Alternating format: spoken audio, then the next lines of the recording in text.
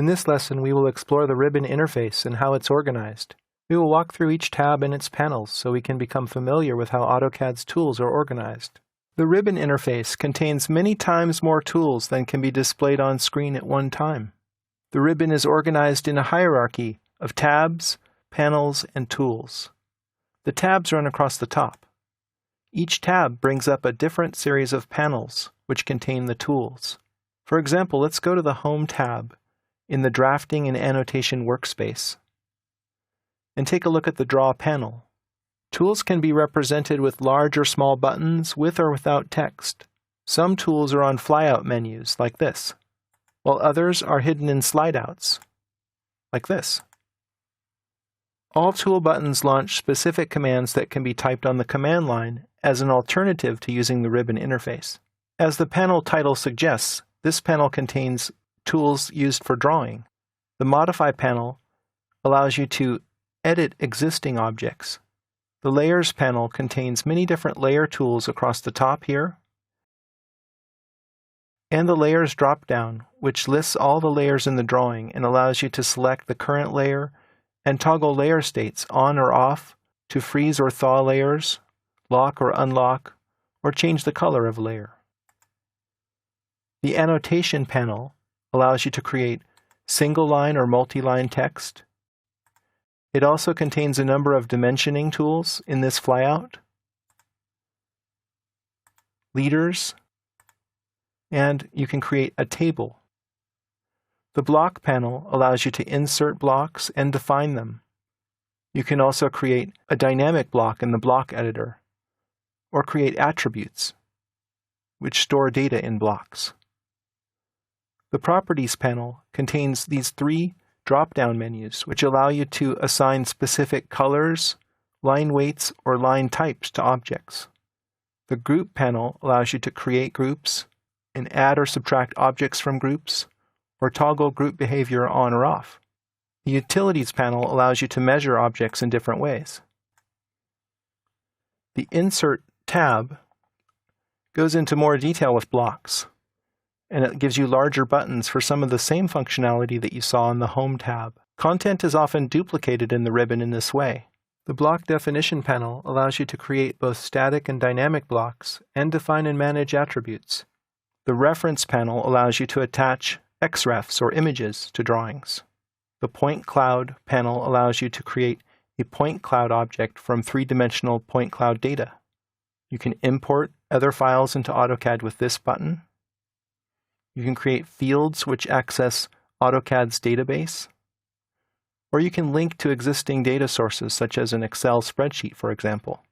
This button launches the Design Center, where you can access content from other drawings. And here you can search Autodesk Seek to find content that's on the internet.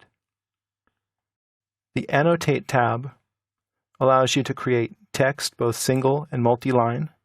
It has a spell check feature. It allows you to select the current text style from this drop-down. You can find specific text within a drawing, or change the text height.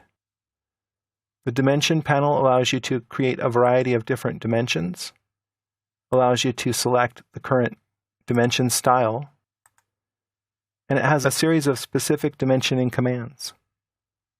The Leaders panel allows you to create multi-leader objects and create additional leaders that go to the same text, or to remove them.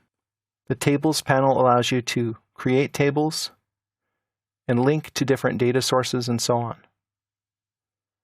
The Markup panel allows you to create a wipeout object, which allows you to obscure everything beneath it, or you can create a revision cloud object. The Annotation Scaling panel allows you to create text appropriate to the scale in which you are working. The Layout panel allows you to create new sheets and manage the page setup for each sheet.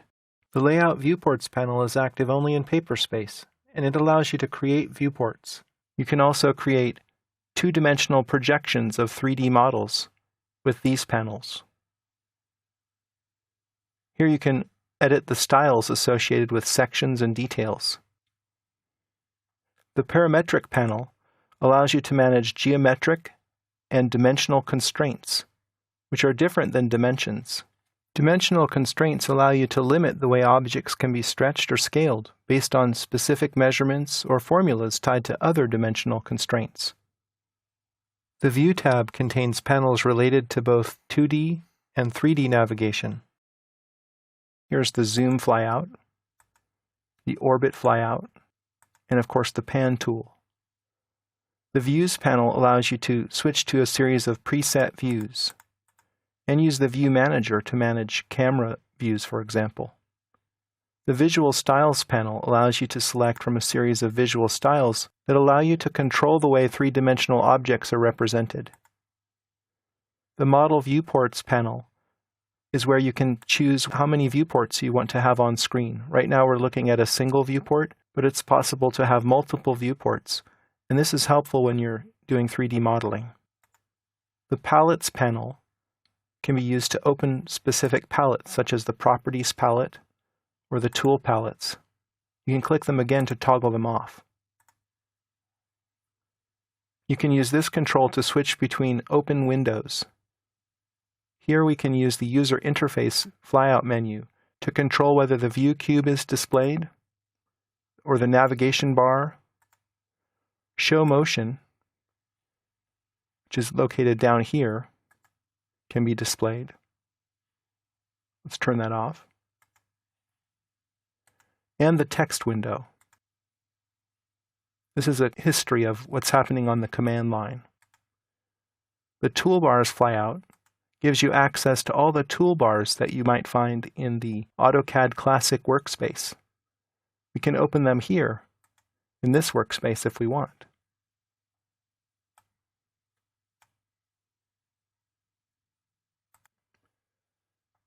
The Manage tab contains panels for recording action macros. You can customize AutoCAD here by changing the command aliases, for example, or by customizing the user interface. You can also access applications that are written in Visual Basic, Visual Lisp, or in VBA. And here we have a CAD Standards panel, which allows you to translate layers from one layer standard to another. The Output tab allows you to plot a drawing, plot a series of drawings in a batch. Look at the preview, so what you see is what you get, or even manage the plotters, where you can configure the plotter drivers. Here you can export drawings to other formats, so that people that don't use AutoCAD can view them. The Plugins tab allows you to explore content on the internet and on your local area network, and to edit 3D models made in Autodesk Inventor. The Online tab allows you to store your documents in the cloud, or share and collaborate. And finally, the Express Tools tab is a grab bag of different helpful tools that have been around in AutoCAD for many years. These tools were designed to solve specific problems, such as creating text aligned on an arc, for example. You now have a general familiarity how content is organized on the ribbon and have a better idea of where to find particular types of commands.